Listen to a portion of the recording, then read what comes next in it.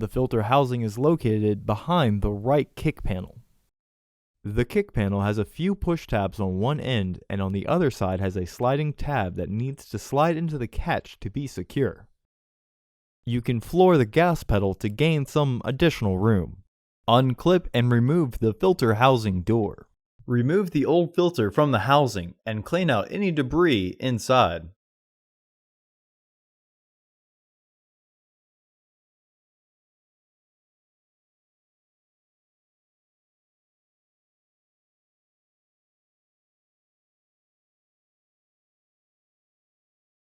Install your new AQ1114 filter into the housing, with its airflow indicating arrow pointing towards the back of the car. Installation may be easier if you pinch the sides down.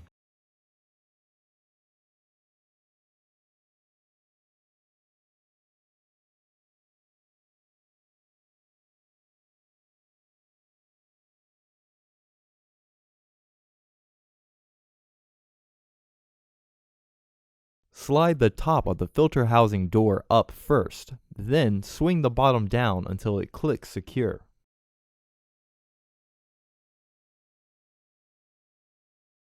Reinstall the panel.